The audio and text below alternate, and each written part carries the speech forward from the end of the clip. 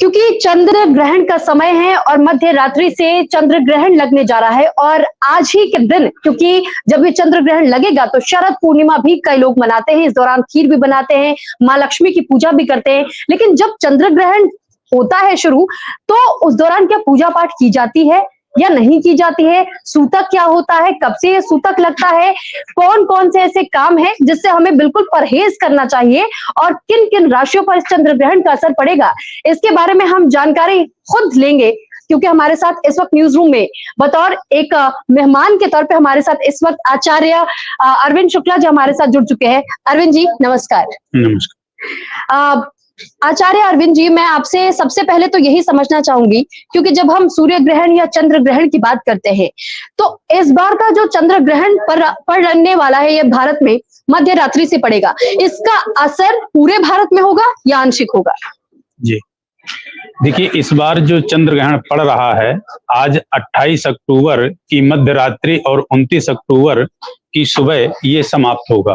तो जो अभी तक चंद्र ग्रहण पड़े हैं, टोटल भारत में 4 चंद्र ग्रहण पड़े हैं, जिसमें से यह भारत में प्रथम चंद्र ग्रहण होगा जो दिखेगा, जिसका सूतक और ग्रहण काल मान होगा। अभी तक के जो 3 ग्रहण थे, सूर्य ग्रहण और चंद्र ग्रहण, वो नहीं भारत में दिखे थे, नहीं उनका किसी प्रकार का सूतक मान्य हुआ। तो ये चंद्र ग्रहण जो पड़ना है, अभी 4 बजे से इसका जो है सूतक काल शुरू होगा। चंद्र ग्रहण में प्रायः 9 घंटे पहले सूतक शुरू हो जाता है और सूर्य ग्रहण में 12 घंटे पहले सूतक शुरू होता है। तो इस ग्रहण का जो मेन समय है ग्रहण काल का, वो रात्रि 1:05 से लेके और 2:24 तक रहेगा। ये चंद्र ग्रहण अपने आप में विशेष खास है, क्योंकि मेष राशि अश्विनी नक्षत्र में ये ग्रहण घटित होने जा रहा है। इस ग्रहण में सबसे ज्यादा किन राशियों पे प्रभाव पड़ेगा, उन पे भी बात करूंगा। अभी आपकी नॉर्मल बातें वो बता दूं कि जो आपने प्रश्न किया है कि चंद्र ग्रहण के अंतराल में हमें क्या करना चाहिए, क्या नहीं करना चाहिए। तो चंद्र ग्रहण का जो समय होता है, वह समय एक तरह से अपने तपस्या के लिए, जाप के लिए, पाठ के लिए बड़ा ही पुण्यात्मक समय होता है। क्यों? क्योंकि उस टाइम पे किया गया पाठ जाप जो है सहस्त्र गुना लाभ देता है। तो ये ग्रहण हमारा रात्रि को 1:05 से शुरू होगा और 2:24 पे समाप्त होगा। तो आज जैसे कि शरद पूर्णिमा है, तो आज की शरद पूर्णिमा है वह अपने आप में विशेष खास है। क्यों? क्योंकि 12 जो पूर्णिमाएं होती हैं, उसमें से यह शरद पूर्णिमा अपने आप में विशिष्ट है। क्यों विशिष्ट है? क्योंकि चंद्रमा बहुत ही नजदीक पृथ्वी के होता है और आज के दिन ही भगवान और भक्त का मिलन होता है। अर्थात परब्रह्म परमात्मा अखिलांड कोटि नायक भगवान श्री कृष्ण ने गोपिकाओं के साथ आज के दिन ही रास किया था। तो ऐसे भगवान और भक्त का बड़ा ही नजदीकीकरण होता है और मिलन का आज की रात्रि है और आज का यह दिवस है। चंद्रमा इस दिन शरद पूर्णिमा के दिन पृथ्वी के बहुत नजदीक होता है और वह पृथ्वी को बहुत ही अमृत तत्व प्रदान करता है। इसीलिए आज के दिन की चलन चला है कि खीर को बना करके चांदनी की जो है रोशनी में रखते हैं और रात्रि में चंद्रमा अपनी किरणों के द्वारा उसमें अमृत की वर्षा करते हैं। और वह जब खीर अमृत की वर्षा जब खीर में होती है, वह खीर जब खाई जाती है तो उसमें इतनी ज्यादा अमृत होता है, औषधीय गुण होते हैं कि व्यक्ति पूरे साल निरोग रहता है, स्वस्थ रहता है। ठीक है, लेकिन आचार्य जी आपने क्योंकि जिक्र किया खीर का, तो ये भी हम समझना चाहेंगे शरद पूर्णिमा का अपना बहुत बड़ा महत्व भी माना जाता है हिंदू धर्म में। लेकिन क्या इस चंद्र ग्रहण के दौरान लोग माँ लक्ष्मी की पूजा कर सकते हैं? क्या वो खीर बनाई जा सकती है और प्रसाद के रूप में उसका सेवन किया जा सकता है? हाँ, बहुत बढ़िया आपने पूछा।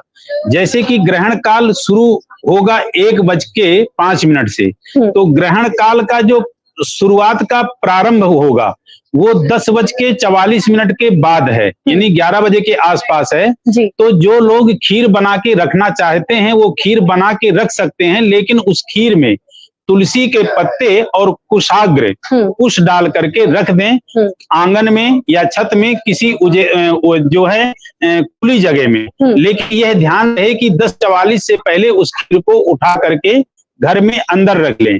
उसका आपको खाना कब है? जब यह चंद्र ग्रहण समाप्त हो जाए, यानी 2:44 के बाद जब आप स्नान करके, यानी एक तरह से जब सुबह आप स्नान करेंगे नहा धुल करके, फिर उस खीर को प्रसाद के रूप में आप ग्रहण कर सकते हैं। एक आपने पूछा कि क्या खीर खा सकते हैं कि नहीं। दूसरा, लक्ष्मी का पूजन, तो निश्चित रूप से माँ लक्ष्मी का पूजन आप कर सकते हैं, लेकिन उसमें विग्रह को आप स्पर्श ना करें। विग्रह मीन्स आप मंदिर को स्पर्श ना करें, लक्ष्मी जी की मूर्ति को स्पर्श ना करें। और लक्ष्मी जी के आज का जो दिन है वो प्राकट्य दिवस है, और आज के दिन ही भगवान श्री कृष्ण के बड़े भाई बलदाऊ का भी प्राकट्य दिवस है। आज के दिन ही माँ लक्ष्मी के यहाँ गज के ऊपर विराजमान होके इंद्र आते हैं। तो लक्ष्मी का पूजन आज के दिन विशिष्ट है। जैसे कि लक्ष्मी के पूजन के लिए साधारण आपके मंत्र है, ओम श्रीं ह्रीं श्रीं कमले कमलालय प्रसीद प्रसीद श्रीं ह्रीं श्रीं ओम श्री महालक्ष्मी नमः।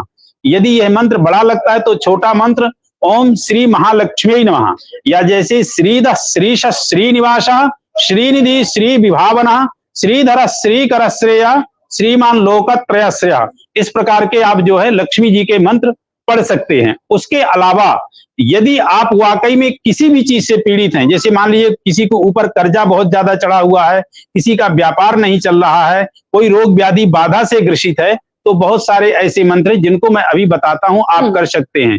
जब आपका ग्रहण लगना है, ध्यान रखिए, ग्रहण के पूर्व स्नान होता है, ग्रहण के मध्य जाप होता है, और ग्रहण के अंत में भी स्नान होता है। तो ग्रहण के पूर्व स्नान करके स्वच्छ पवित्र वस्त्र धारण करें, और धारण करके आप पूर्वाभिमुख होकर के बैठ जाएं। और बैठ करके जैसे लक्ष्मी जी से संबंधित आपने पूछा है, तो जिन लोगों का व्यापार नहीं चल रहा वो माँ लक्ष्मी के श्री सूक्त का पाठ करें, कनकधारा का पाठ करें, लक्ष्म्याष्टक का पाठ करें। निश्चित रूप से माँ लक्ष्मी की कृपा उनपे बरसेगी और ऋण रोग दरिद्रता से वो मुक्त होंगे। जिन व्यक्तियों को रोग व्याधि बाधा से ग्रसित हैं और उनको यदि अपनी रोग व्याधि बाधा को नष्ट करना है, तो बहुत ही उत्तम मंत्र है दुर्गा सप्तशती का, रोगा न शेषा न पहंसी तुष्टा रुष्टा तु कामान सकला न भीष्टान त्वामाश्रितानां न विपन्नराणां त्वामाश्रिताह्य श्रयतां प्रयान्ति। मंत्र कठिन जरूर है, लेकिन असाध्य रोग, जिसको यदि कैंसर का अंतिम स्टेज चल रहा है, वह व्यक्ति भी स्वस्थ हो जाएगा। क्यों? क्योंकि जिस वक्त ग्रहण काल पड़ता है उस वक्त मंत्र के जाप की संख्या का जो फल है वो सहस्त्र गुना हो जाता है। और मान लीजिए मंत्र बड़ा लगता है तो आप सर्वा बाधा विनुर्मुक्तो धन धान्य सुतान्विता मनुष्यो मत प्रसादेना भविष्यति न संशया, इसका भी जाप कर सकते हैं। और जो ये ग्रहण है, ग्रहण चंद्रमा के ऊपर है, और चंद्रमा भगवान शिव का कारक है, और भगवान शिव ही ऐसे देवता हैं जिनने सचराचर पूरे भूमंडल को जीवन दान दिया। जब समुद्र का मंथन हुआ था उस वक्त जो कालकूटक नामक विष निकला था, यदि वह उस विष का पान ना करते तो जड़ और चेतन दोनों नष्ट हो जाते। इसलिए उनको जगत पिता कहा गया है, और कहते हैं कि सदा सच्चिदानंद दाता पुरारी। यदि आप चंद्र ग्रहण में भगवान शिव के किसी भी मंत्र का जाप करते हैं तो निश्चित रूप से आप हर एक तरह की रोग व्याधि बाधा से मुक्त होंगे। और शायद कोई जानकार हैं, यदि उनको महामृत्युंजय मंत्र का ज्ञान है, तो ओम ह्रौं जुंक्षा ओम भूर्भुवस्व ओम त्र्यंबकं जजामहे सुगंधिं पुष्टिवर्धनम उर्वारुकमिव बंधनान् मृत्योर्मुक्षीयमामृतात् स्वः भुवः भूषा जुं ह्रौं ओम। इस मंत्र का पाठ जाप करें, निश्चित रूप से आपको जो है विशेष लाभ होगा। तो चंद्र ग्रहण में किसी भी जाप का पाठ का फल सहस्त्र गुना मिलता है, तो निश्चित रूप से कर सकते। तो बिल्कुल देखिए पंडित जी जिस तरीके से आपको कई मंत्रों का ज्ञान अब तक दे चुके हैं, और अगर आपके जीवन में भी किसी भी प्रकार की कोई भी बाधा आती है तो आप उन बाधाओं को कैसे दूर करेंगे, ये खुद पंडित जी ने बताया है। अच्छा आचार्य जी, क्योंकि आपने इस बीच में चंद्र ग्रहण को लेकर के इस बात का जिक्र किया कि चंद्र ग्रहण के पहले स्नान किया जाता है, और जब चंद्र ग्रहण खत्म होता है, समाप्त होता है, तो समाप्त के बाद भी हर कोई पहले पूरे घर को शुद्ध करता है और साथ ही साथ अपने आप को भी शुद्ध करता है। तो स्नान के पीछे क्या महत्व है? देखिए ऐसा है, जब ग्रहण पड़ता है तो ग्रहण क्यों पड़ता है? ग्रहण एक दुखद पोजीशन होती है। हमारे जो है श्रीमद् भागवत में वर्णित है, राहु और चंद्रमा, वो राहु और केतु ने चंद्रमा और सूर्य को ग्रसित किया था, ये उस वक्त की घटना है जब जो है समुद्र का मंथन हुआ था। उस वक्त भगवान विष्णु ने मोहिनी रूप रख करके देवताओं को जो है अमृत का पान कराया था। तो उसी पंक्ति में आकर के राहु नामक जो है तो राक्षस आके विराजमान हो गया। तो ये जब चंद्रमा को ग्रसित करते हैं, ये जब सूर्य को ग्रसित करते हैं, तो वह एक जो है दुखद का क्षण होता है, वह एक अशुद्धि का क्षण होता है। क्योंकि राक्षस से जब किसी देवता का स्पर्श होगा तो वह एक अशुद्ध का क्षण होता है। इसीलिए हम स्नान करते हैं। और जो ग्रहण का काल का समय होता है भगवान का, उस वक्त यदि आप जाप भजन पाठ करते हैं तो उसका एक विशेष लाभ आपको प्राप्त होता है। ठीक है आचार्य जी, आपने क्योंकि स्नान का महत्व तो बता दिया कि चंद्र ग्रहण के पहले और समाप्त होने के बाद में लोग स्नान क्यों करते हैं और पूरे घर को भी स्वच्छ क्यों करते हैं, लेकिन एक और जिस तरीके से आपने ये जिक्र किया कि तुलसी का पत्ता अगर आप किसी खाने में रख देते हैं या किसी पीने के जल में अगर आप रख देते हैं तो फिर वो अशुद्ध नहीं होता है। तो इसके पीछे क्या कहानी बताई जाती है, क्या महत्व है इसका? देखिए, तुलसी अपने आप में बड़ी विशिष्ट महत्व, कहते हैं ना कि गीता गंगा च गायत्री, जैसे गीता के समान सारांश किसी भी वेद शास्त्र में सार नहीं है, ज्ञान नहीं है। क्यों? क्योंकि गीता भगवान श्री कृष्ण के मुखारबिंदों से गाई गई है। जैसे मंत्रों में गायत्री मंत्र के समान कोई विशिष्ट मंत्र नहीं है, बहुत ही पावरफुल और पवित्र मंत्र है। उसी प्रकार गंगा के समान कोई पवित्र नहीं है। इसी तरह तुलसी बहुत ही पवित्र है और वात पित्त कफ रोग की ये जो है अवरोधक, ये नाशक है। और तुलसी के लिए कहा गया है, तुलसी और ये जो आपका कुशाग्र है ये भगवान विष्णु के विशिष्ट प्रिय हैं। भगवान शालिग्राम की विष्णु की पूजा में जब तक तुलसी उनके मस्तक में नहीं चढ़ती है तब तक उनकी पूजा अधूरी रहती है। इसलिए तुलसी के पढ़ते ही उसमें जो नकारात्मक चीजें आनी होती हैं, जो अशुद्धि स्थिति आनी होती है, वो नहीं आती है, वह शुद्ध रहती है और पवित्र रहती है। तो आचार्य जी लगातार वो तमाम गुणों के बारे में भी जिक्र कर रहे हैं कि तुलसी के पत्ते अगर आप किसी भी खाने में रखते हैं या पीने के पानी में रखते हैं तो फिर वो अशुद्ध नहीं होगा, आप इसका ग्रहण कर सकते हैं। लेकिन एक छोटा सा सवाल इसमें और मैं जोड़ना चाहूंगी आचार्य जी, कि जो लोग घर से बाहर रहते हैं, दूर रहते हैं, अपने परिवार से दूर रहते हैं, और या फिर जैसे हम होटल या रेस्टोरेंट्स में जाते हैं, जो खाना उस वक्त बचा होता है, क्या उसमें भी अगर हम तुलसी के पत्ते डाल देते हैं तो फिर ये अशुद्ध नहीं होगा? क्या उसका ग्रहण फिर भी हम कर सकते हैं? नहीं, देखिए, यदि बाहर हैं आप और जो खाना है उस वक्त यदि आपके पास तुलसी है तो उसमें डाल के आप ग्रहण कर सकते हैं। लेकिन जो ग्रहण का काल है उस वक्त ग्रहण बिल्कुल ना करें, जो 1:05 से रात्रि के 2:24 तक है। ग्रहण काल में किसको छूट होता है? ग्रहण काल में वृद्ध, बालक और जो गर्भवती महिलाएं होती हैं और जो रोगी होते हैं उनके लिए मनाही नहीं है। वो जो है कहते हैं कि आपत्ति काले मर्यादा नास्ति, आपत्ति के समय वो ले सकती हैं। और यहाँ एक चीज और बता दूं कि जो गर्भिणी महिलाएं हैं उनको ग्रहण काल के समय पे बिल्कुल बाहर नहीं निकलना चाहिए, क्योंकि गर्भस्थ शिशु के ऊपर बहुत गहरा ग्रहण का प्रभाव पड़ता है और वह अपने पेट में चंद्राकार करके, जैसे चंद्रा का आकार ऐसे होता है और ऐसे करके अपने पेट में जो है गाय के गोबर का एक तरह से जीरो बनाए, तो उससे जो नकारात्मक प्रभाव पड़ना होता है गर्भस्थ शिशु को वो नहीं पड़ेगा। और यदि बाई देवे उनके पास गाय का गोबर नहीं मिल पाता है तो वह घर में जो भी चंदन है उस चंदन से इस चीज को करें तो भी उनको इसका विशेष लाभ रहेगा। और वो महिलाएं, गर्भिणी महिलाएं कोशिश करें कि 1:05 से 2:24 के बीच न ही कुछ खाएं पिएं और न ही सोएं। और खास करके जब से सूतक काल लग जाता है, यानी 5:04 से नहीं 4:05 से उस वक्त से लेकर के और जब तक मोक्ष काल नहीं होता 2:24 तक, तब तक किसी भी प्रकार का चाकू छुरी का प्रयोग ना करें। और कोशिश करें कि उस टाइम पे उनकी जो मनोवृत्ति हो, चित्रवृत्ति हो, उसमें वह सकारात्मक सोच रखें, मंत्रों का जाप करें, भगवान का स्मरण करें। उससे क्या लाभ होगा कि उनको तो जो लाभ होना है होना ही है, गर्भस्थ शिशु को उससे बहुत लाभ। तो हम अपने दर्शकों से भी रिक्वेस्ट करेंगे कि अगर आपके मन में भी किसी प्रकार के कोई सवाल आ रहे हैं तो क्योंकि आचार्य जी हमारे साथ इस वक्त खुद मौजूद है तो आपके सवाल भी हम जरूर आचार्य जी से पूछेंगे और उनके जवाब भी जानने की कोशिश करेंगे। लेकिन आचार्य जी, क्योंकि आपने जिक्र किया गर्भवती महिलाओं का, और अगर किसी को किसी प्रकार का कोई रोग या दोष है वो मंत्रों का जाप कर सकते हैं, इसका लाभ तो उन्हें मिलेगा। लेकिन अगर किसी ने गलती से किसी वैसे दूषित भोजन को ग्रहण कर लिया या ग्रहण काल में जिस तरीके से आपने बताया कि कुछ काम जो कि पूरी तरीके से प्रतिबंधित होते हैं और गलती से अगर वो कार्य हो जाते हैं, तो क्या इसके लिए किसी प्रकार की माफी के लिए भी कोई मंत्र है? फिर देखिए, इसके लिए तो ऐसा कहते हैं कि आप जब ये ग्रहण काल समाप्त होता है, यानी कल 29 की सुबह में स्नान वगैरह करके, नहा धुल करके और भगवान शिव के मंदिर में जाकर के, उनके विग्रह में जाकर के आप क्षमा याचना कर लें कि हे प्रभु, मुझे ध्यान नहीं रहा या मैं सामर्थ्य नहीं रहा कि आपकी इस चीज का पूरी तरह से पालन कर सकूं। तो कहते हैं कि प्रभु बहुत ही भोले हैं, वह जो है आपकी इस गलती को क्षमा करेंगे।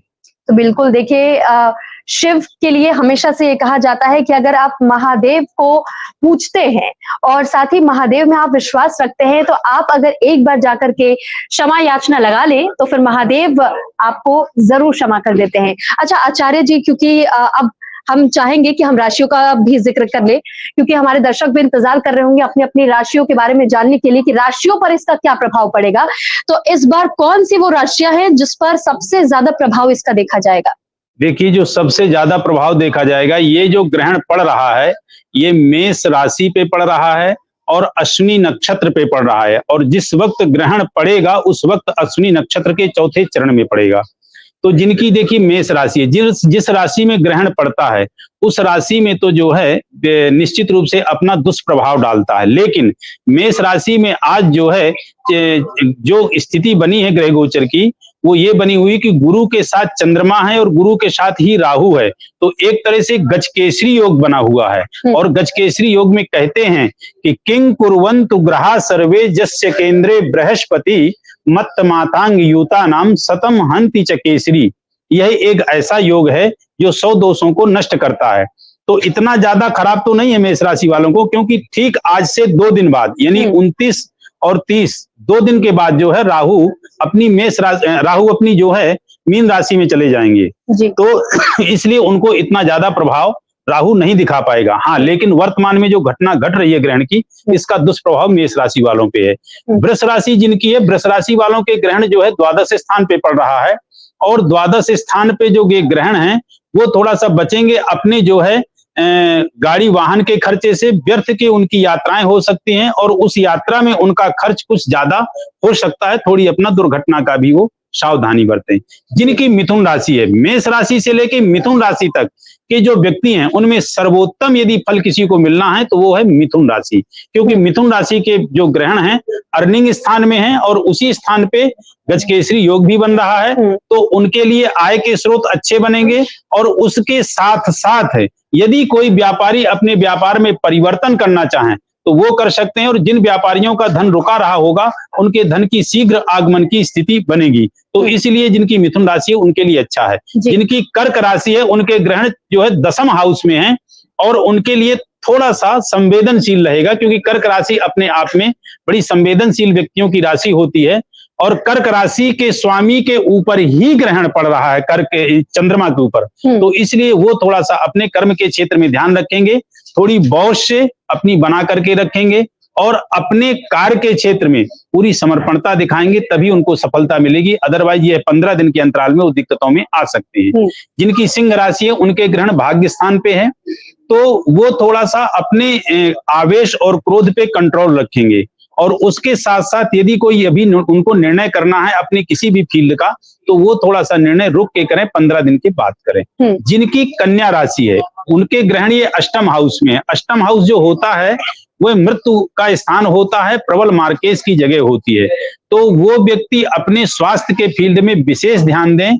और खास करके जो व्यक्ति बीपी और हार्ट से संबंधित बीमारियों से ग्रसित हैं, वो किसी भी प्रकार का इस टाइम पे कोई खान पीन में ऐसा ना रखें जिससे कि वो किसी परेशानी में और ज्यादा आ जाए, यानी स्वास्थ्य को लेकर के। जिनके 7म हाउस में है, यानी कहने का तात्पर्य जिनकी तुला राशि है उनके यह ग्रहण 7म हाउस में होगा। तो तुला राशि वाले व्यक्तियों के लिए ठीक तो है, लेकिन यहाँ पे थोड़ा अपने जीवन साथी के साथ थोड़ी जो है ईमानदारी अपनी विशेष बरतें तुला राशि वाले। क्योंकि यदि जीवन साथी और ईमानदारी किस फील्ड में, चरित्र के फील्ड में ईमानदारी बरतें। यदि वो इस फील्ड में ईमानदारी नहीं बरतेंगे तो जीवन साथी के संबंध उनके जो है मधुर संबंधों में टकराव हो सकता है। एक बात। दूसरी बात जो है, यदि दोनों इस टाइम पे किसी जॉब या व्यापार का फैसला ले रहे हैं तो दोनों अपनी सहमति को अभी 15 दिन रोकें, 15 दिन के बाद फैसला लें। जिनकी वृश्चिक राशि है उनके यह ग्रहण षष्ठम हाउस में है। वृश्चिक राशि वाले व्यक्तियों के लिए थोड़ा अच्छा है और थोड़ा संघर्ष का यह है कि वो अपने शत्रु से सावधान रहें। यदि इस टाइम पे उनका कोई कोर्ट कचहरी में मुकदमा चल रहा है और किसी प्रकार का उनका कोई शत्रु से कोई दिक्कत आ रही है तो अभी थोड़ा 15 दिन तक फैसला वो जो है ना लें, इसके बाद रुक करके लें। जिनके ग्रहण जो है जिनकी धनु राशि है उनके पंचम हाउस में है, तो ये विद्यार्थियों के लिए बता रहा हूं कि इस टाइम पे कॉम्पिटिटिव एग्जाम के फील्ड में विद्यार्थियों के लिए सफलता के चांस तो मिलेंगे, लेकिन थोड़ी संघर्ष उनके लिए ज्यादा बढ़ गया है, तो अपनी शिक्षा के फील्ड में वो जो है ज्यादा प्रयास करें। जिनकी मकर राशि है उनके लिए ग्रहण ये अच्छा है, चतुर्थ हाउस में है। भूमि, भवन, वाहन और प्रॉपर्टी से संबंधित अच्छा है, लेकिन फैसला थोड़ा सोच समझ के लेंगे। जिनकी कुंभ राशि है उनको हर एक प्रकार से यह ग्रहण अच्छा ही अच्छा है, क्योंकि कुंभ राशि में इस टाइम पे शनि का 7.5 चल रहा है, मकर, कुंभ, मीन में, लेकिन ग्रहण उनके लिए अच्छा है क्योंकि पराक्रम स्थान पे है और इस वजह से ये ग्रहण जो है उनके लिए विशेष अच्छा है। जिनकी कुंभ मीन राशि है उनके लिए थोड़ा सा ग्रहण ये कष्ट की पोजीशन में, क्योंकि द्वितीय स्थान पे है, तो इसलिए वह अपने जो उनके कोष में, घर में धन की एकाग्रता है, उस धन को थोड़ा सा बचाने की कोशिश करेंगे।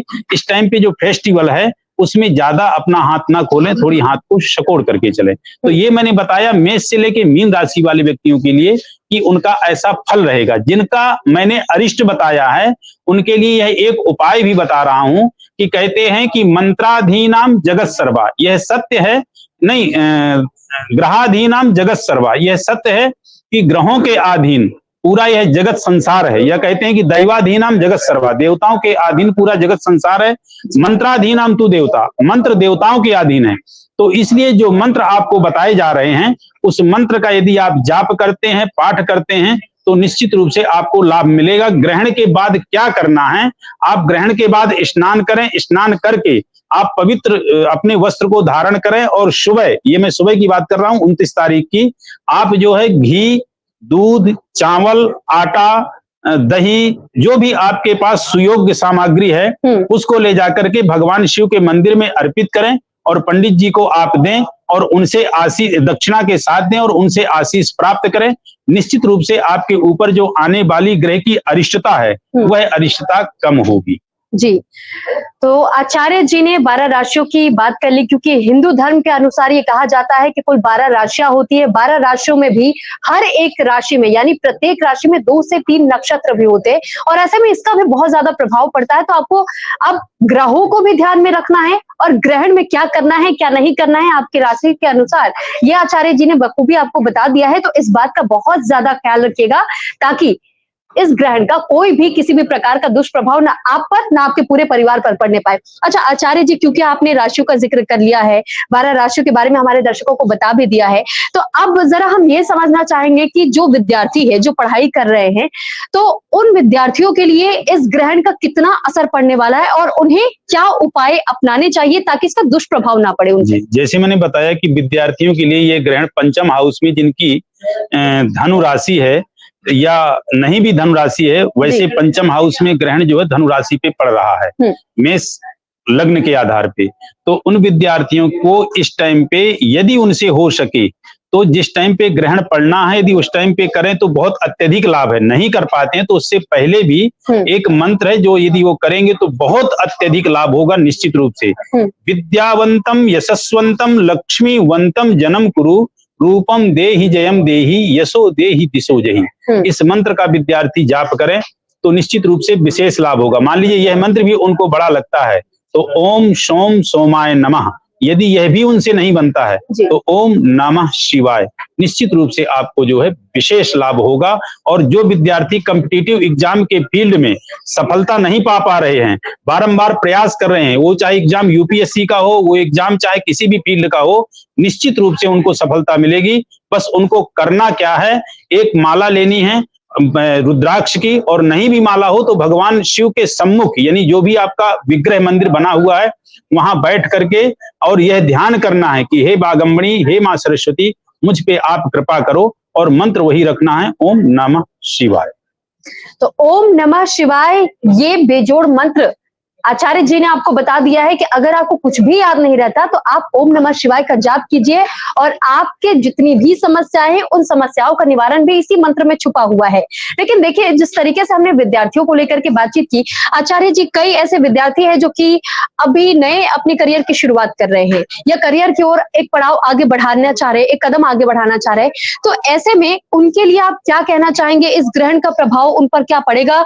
करियर में इस वक्त क्या कोई बाधा आएगी? और अगर किसी प्रकार का कोई दोष होता है, बाधा आती है, तो उसे दूर कैसे किया जा सकता है? ये ग्रहण देखिए ऐसा है कि उनके लिए थोड़ी चैलेंज तो है ही, क्योंकि ग्रहण अच्छा किसी भी रूप में नहीं होता है, अरिष्ट ही होता है।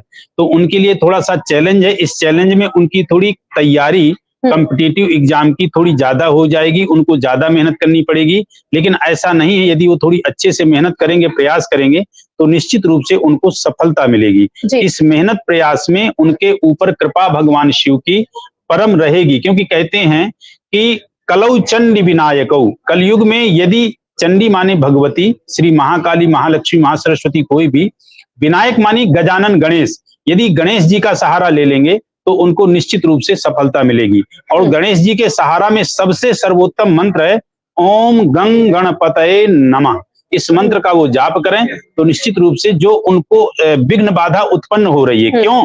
क्योंकि हमारे जीवन में सबसे ज्यादा जो सफलता के दायक हैं वो गजानन गणेश है। जब किसी भी फील्ड में हम प्रयास करते हैं, किसी भी फील्ड में मेहनत करते हैं और उस फील्ड में हमें जब तक सफलता नहीं मिलती, जब तक गजानन गणेश की कृपा नहीं होती। क्यों? क्योंकि गणेश विघ्नहर्ता हैं, ये मंगल मूर्ति हैं। जब विघ्नहर्ता मंगल मूर्ति गणेश जी कृपा करते हैं तभी हमको जो है सफलता मिलती है। इसलिए ओम गं गणपतये नमः। वैसे गणेश जी के पूरे परिवार का शायद पता नहीं किसी को पता है कि नहीं, गणेश जी के यदि पूरे परिवार की कोई पूजा करता है तो उनको बहुत लाभ होता है। गणेश जी का पूरा परिवार क्या है ये आप सुन लें। जो व्यक्ति या जो विद्यार्थी गणेश जी के पूरे परिवार का स्मरण करते होंगे या जो व्यापारी पूरे गणेश जी के परिवार का ध्यान करते होंगे, उनको निश्चित रूप से जीवन में विशेष सफलता मिलती होगी। गणेश जी के जो पुत्र हैं वो हैं, नहीं, गणेश जी के जो पत्नियां हैं, वहां से शुरू करता हूँ, रिद्धि और सिद्धि। गणेश जी के जो पुत्र हैं शुभ और लाभ है। गणेश जी के जो बहुएं हैं तुष्टि और पुष्टि। गणेश जी के जो नाती यानी पोते हैं वो अमोद और प्रमोद। यदि ये पूरे परिवार की कोई सेवा करता है तो निश्चित रूप से वो चाहे व्यापार के क्षेत्र में हो, चाहे विद्याध्ययन के क्षेत्र में हो, चाहे किसी बीमारी से ग्रस्त हो, चाहे वो मैरिड लाइफ में डिस्टर्ब हो, हर एक तरह से उसको सफलता मिलेगी। तो बिल्कुल देखिए, ये भी एक बेचूक उपाय बता दिया है आचार्य जी ने, और आचार्य जी ने ये भी आपको जानकारी दे दी है कि अगर आपके गृह कलेश होते हैं आपके घर में, या फिर आपके करियर में किसी प्रकार की कोई बाधा आ रही है, आप करियर में आगे नहीं बढ़ पा रहे हैं या किसी कॉम्पिटिटिव एग्जाम की तैयारी कर रहे हैं, तो भगवान गणेश को वैसे भी कहा जाता है कि सबसे पहली पूजा उन्हीं की होती है, और विघ्नहर्ता भी क्योंकि उनको कहा जाता है। तो आप महादेव और भगवान गणपति के यानी भगवान गणेश की पूजा आप कीजिए और उनके मंत्र का जाप कीजिए और आपकी तमाम उन बाधाओं से आपको मुक्ति मिल जाएगी। अच्छा आचार्य जी, ग्रहण के समय कुछ लोगों का मानना यह भी होता है कि अगर किसी को किसी प्रकार की कोई बीमारी है तो ऐसे में उनके लिए क्या कोई आप मंत्र बताना चाहेंगे? क्योंकि आपने कहा कि मंत्रों का इस दौरान सबसे ज्यादा लाभ उन्हें मिलता है, वो पुण्य भी कमा लेते हैं इसी बहाने। तो क्या ऐसा कोई मंत्र है? देखिए बिल्कुल मंत्र है, कहते हैं ना, देखिए कहा गया, ये जाप क्यों कह रहा हूँ, बार बार मंत्रों को क्यों कह रहा हूँ, कहते हैं यज्ञानाम जप यज्ञोस्मि। भगवान श्री कृष्ण ने अपने को जब गीता में वर्णन किया, अर्जुन को जब विराट रूप दिखाया तो अर्जुन से कहा, जैसे मैं नदियों में गंगा हूँ, तारों में चंद्रमा हूँ, देवताओं में वासुदेव हूँ, दिनों में बृहस्पतिवार हूँ, वृक्षों में पीपल हूँ, दिन उसी प्रकार यज्ञानाम जप यज्ञोस्मि। जितनी भी यह पूजा पाठ हैं उनमें सर्वोपरि मैं प्रधान जप यज्ञ हूँ, क्योंकि जप करने से सबसे ज्यादा लाभ होता है। तो जो रोगी व्यक्ति है यदि वो नहीं ठीक से बैठ पा रहा है, नहीं नहा धुल करके भगवान के समक्ष बैठ पा रहा है, तो जिस स्थिति में है, जैसे पोजीशन में है, उस स्थिति में उस पोजीशन पे वह भगवान शिव के नाम का उच्चारण मन में करे, निश्चित रूप से उसको लाभ मिलेगा। जैसे देखिए एक चीज और बता दें, यदि कोई व्यक्ति सोचे कि नहीं नए नए मंत्र बता दो, नई नई कोई चीजें, तो नया मंत्र कुछ नहीं होता है। मंत्र वही है, आपकी भावना प्रधान होनी चाहिए। कहते हैं कि भावो ही विद्यते देवो न पषाणे न मृडन्मये। ना भगवान जो है पत्थर की मूर्ति में है और ना भगवान स्वर्ण की मूर्ति में है। जितनी ज्यादा भक्त की भावना निर्मल है, पवित्र है, भगवान उसी में वास करते हैं। कहते हैं यम यम चिंतयते कामम तम तम प्राप्नोत निश्चम। जो जैसे जिस भाव से, जिस कामना से चिंतन करता है, भगवान परमपिता परमात्मा उसको उसी भाव से, उसी कामना से प्राप्त होते हैं। और पूजा में बहुत कुछ सामग्री नहीं चाहिए होती है। कहते हैं भगवान श्री कृष्ण ने कहा है कि पत्रम पुष्पम फलम तोयम। आपके पास जो भी है, पत्र, पुष्प, फल, धूप, दीप, नैवेद्य, वो तो बाद की बात है। यो में भक्त्या, आपकी सबसे ऊंची मेरे प्रति भक्ति होनी चाहिए, निष्ठा होना चाहिए, विश्वास होना चाहिए, समर्पणता होनी चाहिए और श्रद्धा होनी चाहिए। तभी मैं आपको आपके अनुरूप प्राप्त हो पाऊंगा। तो यानी कि अगर आप भगवान की पूजा अर्चना करते हैं तो मन में भी आपको सबसे पहले उन्हें बसाने की जरूरत होगी। और जब आप उस पूरे आस्था के साथ में जब आप अपने भगवान को पूजते हैं और उनसे किसी भी प्रकार की कोई इच्छा आप जाहिर करते हैं तो आपके भगवान उस मनोकामनाओं को भी पूर्ण करते हैं और साथ ही अपना आशीर्वाद भी आपको जरूर प्रदान करते हैं, ये आचार्य जी बता रहे हैं। लेकिन आचार्य जी, एक और छोटा सा सवाल ये भी है, एक आखिरी सवाल हम कहेंगे कि आप घर में जिस तरीके से हमने देखा है कि दरिद्रता का वास हो जाता है, जिस घर में बहुत ज्यादा कलेश होता है, उस कलेश को खत्म कैसे किया जा सकता है? ग्रहण का इस पर कितना असर पड़ता है परिवार पर? और साथ ही जिस घर में धन का वास नहीं हो पाता है, उस दरिद्रता को दूर करने का क्या उपाय है? देखिए, मैंने बीच में आपको बताया है, यदि दरिद्रता है, व्यापारी है, रोगी है, उसका बताया है। लेकिन आपको मैं फिर उसको क्लियर कर दूं, जो जिस चीज से लेके दुखी है वह उस चीज के मंत्र का अनुसरण करे। और यदि मंत्र का अनुसरण नहीं कर पा रहा, कहने का तात्पर्य उसको मंत्र यदि नहीं आता है, तो जिस चीज से दुखी है उसी भाव को भगवान के चरणों में निवेदित करे कि हे परमपिता परमात्मा, मैं इस दुख से दुखी हूं और मैं आपके नाम को जप रहा हूं, तो वो निश्चित रूप से कृपा करेंगे। देखिए, नारद जी से जब माँ गौरी ने पूछा कि मैंने मन ही मन पति रूप में भगवान शिव को मान लिया है, नारायण जी जब जो है राजा के पास आते हैं, उनके पिता जो है शैल के पास आते हैं, शैल निधि के पास, हिमालय के पास, तो प्रस्ताव रखते हैं कि क्या आप अपनी पुत्री का विवाह भगवान विष्णु से करेंगे? तो हिमालय राज कहते हैं कि इससे ज्यादा मेरे लिए और सौभाग्य क्या हो सकता है कि मेरी पुत्री का विवाह साक्षात नारायण से हो रहा है।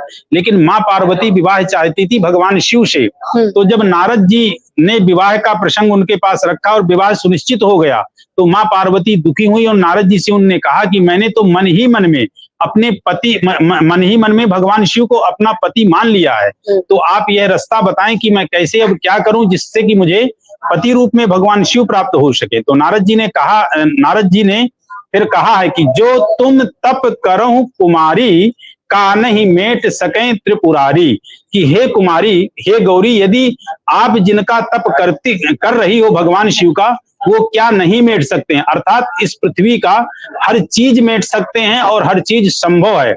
हम आए हैं और जा रहे हैं, आने और जाने के बीच का जो लेखा जोखा समय है वो भगवान शिव के पास होता है। वो पूछते हैं कि आए थे और जा रहे हो, आने और जाने के बीच का जो समय है उसमें तुमने किया क्या है? तो कहने का मेरे तात्पर्य है कि जो चंद्र ग्रहण पड़ रहा है, इसके सबसे बड़े दाता भगवान शिव हैं। और भगवान शिव को जो व्यक्ति किसी भी चीज से पीड़ित है, चाहे वो उसके संतान नहीं हो रहा है, दाम्पत्य जीवन बढ़िया नहीं चल रहा है, व्यापार बढ़िया नहीं चल रहा है, वो बीमारी अवस्था से ग्रसित है, वो किसी तरह से स्ट्रेस है, परेशान है, जीव को उपार्जन में उसको दिक्कत आ रही है, तो वह भगवान शिव को भजे और जिस चीज से दुखी है उसी चीज की वह कामना करे। तो मैंने जो कहा कि यम यम चिंतयते कामम, जैसे जिस चीज की कामना से आप उनको भजोगे, तम तम प्राप्नोति निश्चितम, वैसे उसी कामना को आपकी वो निश्चित रूप से पूर्ण करेंगे। तो ये इस प्रकार से उनको लाभ होगा। बिल्कुल। तो देखिए, क्योंकि तमाम वो जानकारियां आप तक आचार्य जी ने पहुंचाई है और क्योंकि अरविंद शुक्ला जी लगातार ये बता रहे थे कि कैसे आप मंत्रों को जाप कर सकते हैं, और अगर आपके घर में किसी भी तरीके की कलेश है या फिर कोई रोगी व्यक्ति है या फिर आपके किसी कार्य में बाधा आ रही है, तो आप महादेव को जप सकते हैं, क्योंकि उन्हें देवों का देव कहा जाता है। तो ऐसे में तमाम बाधाओं और तमाम समस्याओं को वो हरने का काम करते हैं। और इसी के साथ फिलहाल इस लाइव को हम यही समाप्त करेंगे। पंडित जी, आपका बहुत बहुत शुक्रिया।